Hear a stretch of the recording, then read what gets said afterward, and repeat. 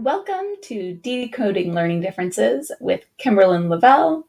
This episode is why curriculum doesn't matter and why it does. Nothing is exactly black and white, so we'll kind of talk about to the extent curriculum does matter. I created a checklist to help you go through your decision on which curriculum to choose. So you can download that at www.yourparenthelp.com/choose-a-curriculum. There should be a link below wherever you're watching or listening to this podcast. So check that out. It'll make more sense after we get through a little bit of this. So why curriculum doesn't matter. So the thing is, I'm always hearing parents talk about or ask the question, I'm new to homeschooling, what curriculum should I use? Whatever you want. Really, whatever you want. Whatever looks good, whatever was free, whatever you could borrow, nothing at all, whatever. That's not going to make or break you. It really is not. It really, really is not. We put a lot of emphasis on it, and it's just not as important as we want it to be because it's nice. If we have the right curriculum, then we know what we're doing and it's going to go smoothly, right? That's what our dream is that the right curriculum will solve our problem. We can buy our way out of this challenge that we've put ourselves in. You can't, or you can, just pick whatever you want. What really does matter the most, the very most important thing that you need to spend your time researching, 100%, the most important thing that you need to know, understand, upside down and backwards, you need to be all in, fully invested. You need to be a student of your child. You need to understand your child. You need to understand, or children. How does your child learn best? Not how do they focus best, because I've gotten that answer sometimes. Oh, they do really well in a quiet room with no distractions. Are they learning best there, or are they focusing best there? Those can be two separate things.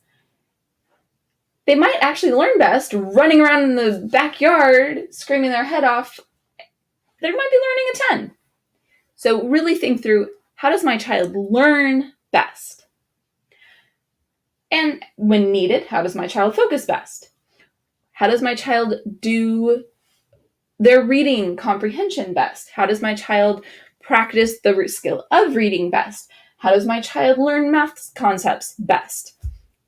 In general, all of those are going to be the more engaged, involved, hands-on, full body types of things that are happening. Those are usually the best. Just, if you haven't watched or listened to it yet, check out the episode, How Children Learn. I think it was episode 3. So go back and listen or watch that. If you've forgotten any of it, it's a good review. That's what you need to understand. That how you're spending your time and structuring your environment is super important. You need to know how your child learns to be able to do that successfully. So that's why a curriculum doesn't matter, because that's not the most important thing as to whether or not your child's going to be successful. If you have the most beautiful curriculum in the world, and you're asking your child to sit there and do it by themselves in a room, and they actually learn best bouncing off the walls with music playing, it's not going to work that well. If you have the most beautiful curriculum in the world, and it even should be the perfect curriculum for your child because it's a dyslexia curriculum, and they have dyslexia, and you made sure that it's the best that there is, and all the reviews say it's great, and everyone loves it. But you haven't taken the time to figure out that your child doesn't learn well first thing in the morning. Your child would do better with that same exact curriculum in the evening, but you've got them trying to do it in the morning. Or you're trying to teach it to them, and they actually learn better from a total stranger. Or they learn better with an online program. Whatever it is, right? Like, you have to know your child. The curriculum will not solve the problem if you're trying to make it fit the round peg into a square hole type situation. You need to know who your child is and make sure that there's a match there. And if there isn't a match, knowing who your child is and honoring them is more important than anything else. So, why does curriculum matter? Because it makes life easier. Because it's helpful to have a guide. Because if I have a student who is struggling with something, I'm constantly looking at all these new programs and interventions and curriculum. What is the best option for this specific child? But it's for that specific child, for that child's strengths, preferences, interests, needs, that child. What does that child need? So we figure out what does that child need, and then we move from there. Now,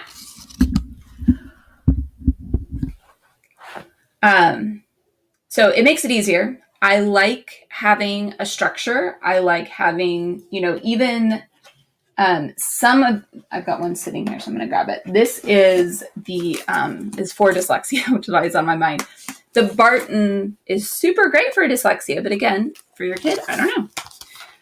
It's very scripted. So it can be really nice for someone who's like, can I do it? Probably. It's scripted. It tells you exactly what to say.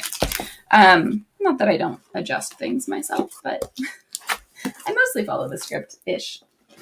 So I know when I have to follow the script exactly, and I know when I can get away with not following the script because I'm going to lose the kid's interest if I follow it too specifically. So I go fast in some areas, I slow down in some areas, I skip things, I slow down because I know that child, I know what that child needs. That's what you need to do for your child. You need to know who they are. So having a set program makes it so easy to know that you are hitting every single skill that they might need. You know that you're addressing all of the concerns, right? So make sure, go ahead, get a great curriculum like this. Well, a program. This isn't really a curriculum. It's a reading intervention program, very specifically for those with dyslexia.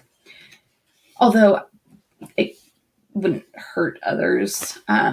It's like if they're having trouble with like phonemic awareness and stuff, it helps a little more with those kids. So other kids kind of would find it too tedious because they don't need as much extra support as students with dyslexia. I'm going off way too much about the Barton method. The point is, it gives a specific, this is what I'm teaching, this is when I'm teaching it, this is how I'm teaching it. And that can make life feel a lot easier, a lot more relaxing. It allows you to stop and enjoy the homeschool process or the extra supports that you're providing your child. If you know, I know this is good, and I know that it matches my child's personality, we're doing it at the right time of day for my child, or we're only doing it on weekends because that's just what's going to work best for our family, whatever it is. Following something like that can be really beneficial to you and to your child. Having a set math curriculum that's just grab and go. You just grab it and you go sit, you do some math for 20 minutes, you put it back, and you don't have to worry about it until the next day because then you grab it again and there's no prep in between. Hopefully you are still building in just as you go throughout your day. You're like, hey, what does this make you think of, blah, blah, blah.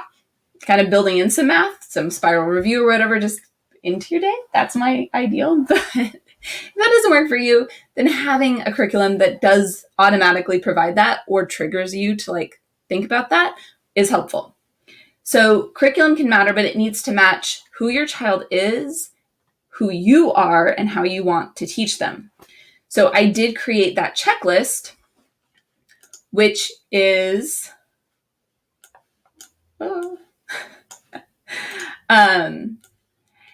it's a choose a curriculum checklist. It's to help guide you through, walk you through what do you need to think about for each subject. So you'll put the subject over on this far right side where it says curriculum.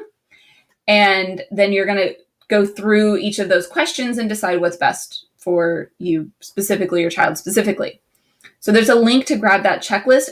And with that link, that checklist, you'll also get the videos, and this is all free. You'll also get the videos that'll kind of walk you through how to use the checklist for each subject. So what to think about for a math curriculum, what to think about for a language arts curriculum, what to think about for a science and social studies curriculum. So there'll be little videos to go along with all of that.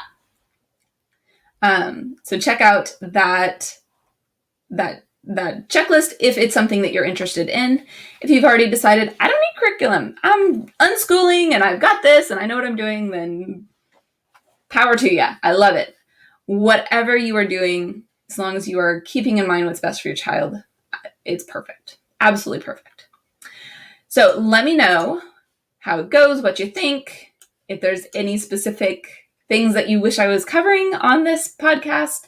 Just email me at kimberlyn@decodinglearningdifferences.com. I can't wait to hear from you, and we'll talk next week.